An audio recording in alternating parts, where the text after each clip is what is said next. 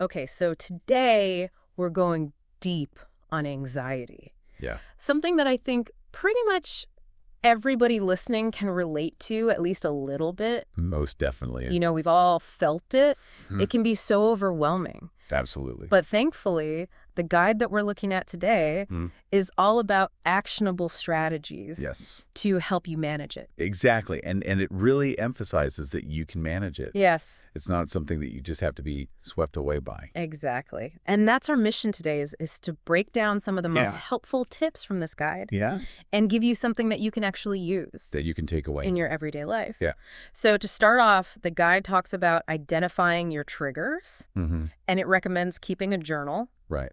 And every time you feel that anxiety coming on, Yeah. you just write down, what were you doing? Uh-huh. What were you thinking? Yep. What were your habits at that time? Exactly. Now, I'm sure some people listening are thinking, well, that's so basic. Yeah. Keeping a journal. But how powerful is that really to actually see Right. those patterns written down? It can be so powerful. Yeah. I think it's so easy to go through life and just feel like anxiety is this thing that kind of hits you at random. Yes. But once you start to keep track, Yes. you realize, oh, actually, there are some trends. Yes. There are some specific things Yes. that really tend to make it worse for me. Yeah. And then you can anticipate those things. Exactly. You can be prepared. Yes. And that preparedness actually reduces anxiety. Absolutely. And that's the goal. Yeah. All right. So moving on, another big one that comes up in Yeah. the guide is deep breathing. Mm-hmm. And they specifically talk about the 4-7-8 method, Right. where you inhale for a count of 4, Yep. hold for 7, and exhale for 8. Yeah, that's a classic one. So why does this work? Well, when you are feeling anxious, Yeah. your body is in fight or flight mode. Yeah. Your nervous system is going haywire. Mm-hmm. And this breathing technique, Yeah. it kind of overrides that Mm-hmm. and slows things down. Yes. It slows your heart rate. Yeah. It kind of just puts your body into a more Yes. relaxed state. It's like a reset button. Yeah, it's like a little mini reset button that you can use anywhere. You can do it on the bus. You can do it, Yep. laying in bed, Anywhere. anywhere. At your desk at work. Yeah. Really good stuff. Yeah. Another thing the guide mentions is physical activity. Oh, yeah. Walking, yoga, even strength training. Mm-hmm. It talks about the endorphins that are released. Right. What's the connection between those and anxiety? So endorphins are these amazing little chemicals Mm-hmm. that your brain produces. Yeah. And they have mood-boosting effects. Okay. They make you feel good. Yeah. They make you feel less pain. Got it. So when you exercise, Yeah. you get this rush of endorphins. Okay. And that can really counteract some of those negative feelings of anxiety. And the guide doesn't say you have to, go run a marathon. No, it's about finding what works for you. Yes. Some people love running. Other people like a nice long walk. Mm. Some people like yoga. Yoga's great. Whatever it is, find something that you enjoy Yeah, that you can stick with. absolutely. That's the most important thing. Okay, so then the guide shifts gears a little bit and starts talking about diet. Okay. And it mentions avoiding things like caffeine and sugar, Right. which are stimulants. Mm-hmm. But it also talks about getting enough magnesium, Right. which you can find in things like avocados and nuts. Exactly. And omega-3 fatty acids, which are found in things like salmon. Mm-hmm. So what's the connection between those nutrients and anxiety? There's a really interesting connection Okay, between your gut health and your mental health. got it.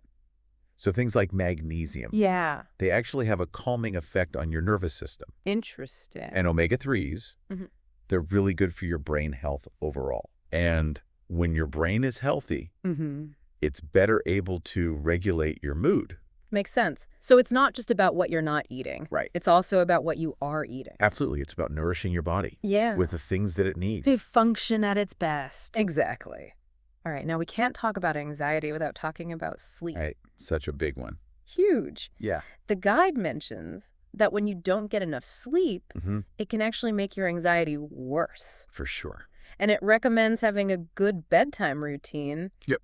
Avoiding screens before bed, Yeah. Blue light is not your friend not your friend. before bed. And doing things to help you relax before you actually go to sleep. Right. So how important is sleep really when it comes to anxiety? It's super important. Yeah. I think a lot of people underestimate the power of sleep. Yes. But when you sleep, your body repairs itself. Mm-hmm. Your brain gets to kind of process everything that happened during the day. Okay. And when you're sleep deprived, your stress hormones are higher. That makes sense. Yeah. And that makes you way more vulnerable to anxiety. So even if you're doing all the other things right, Yeah. if you're not sleeping, It's going to be a uphill it's battle. going to be a struggle. Yeah. Okay, so another technique that the guide mentions is mindfulness and meditation. Yes. And, this can be really difficult when you're feeling anxious. Yeah. Because your mind is racing, you have all these thoughts going on. It's hard to slow down. Yeah. So what's the benefit of practicing mindfulness even when it feels hard? Well, mindfulness is really about learning to be present Okay. in the moment. Yeah. And when you're anxious, you're often either stuck in the past or worrying about the future. Yes. So mindfulness is about bringing your attention back to right now. Got it. What can you see? What can you hear? What can you feel? So you're not fighting those thoughts? Exactly. You're not trying to push them away. Okay. You're just acknowledging them and letting them pass.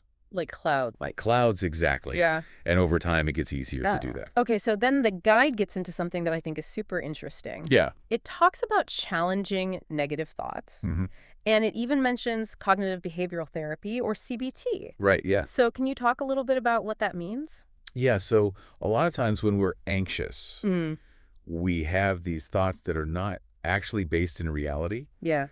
We're catastrophizing. We're assuming the worst. Yes. And CBT is about learning to identify those thoughts. Okay. And then challenge them. So asking yourself, Yeah. Is this thought really true? Right. What's the evidence for it? What's a more balanced way of looking at this situation? Yeah. So it's not about pretending that everything is perfect. No, it's not about toxic positivity. Yeah. It's about being realistic. Yes. But also not letting your thoughts run away with you. Yeah, you get to choose. Exactly. The point that the guide makes is about social connection. Right. And the importance of talking to people, Yeah. whether it's friends or family or a support group. Exactly. Why is that so important? Because when you're struggling with anxiety, Yeah. it can be really easy to isolate yourself. Yes. And that isolation just makes things worse. Absolutely. So talking to people, letting them know what you're going through, Yeah. getting that support, that validation, Yes. it can make a huge difference. Yeah. Just knowing that you're not alone Exactly. is so powerful. Yeah. Okay, and then the guide has a section on limiting substances, specifically alcohol and nicotine. Right. And I think a lot of people might be surprised by that. Yeah. Because, in the moment, those things can feel like they're helping. Right. It feels like they're taking the edge off. Yeah. But in the long run, Yeah. they can actually make your anxiety worse. Right. So why is that? Well, they mess with your brain chemistry. Okay. They interfere with your sleep. And they kind of create this cycle. Yes. Where you need more and more. You just feel that relief. Exactly. And it just becomes this vicious cycle. So even though it's hard, Yeah. cutting back or even eliminating, Yeah. those substances can be really helpful. It can make a big difference. Okay. And then finally, the guide talks about when to seek professional help. Yeah. And it emphasizes that this is not a sign of weakness. Not at all. It's a sign of strength. Yeah. So when do you know that it might be time to talk to a therapist? Well, if you've tried all these other strategies Okay. and you're still really struggling, Yeah.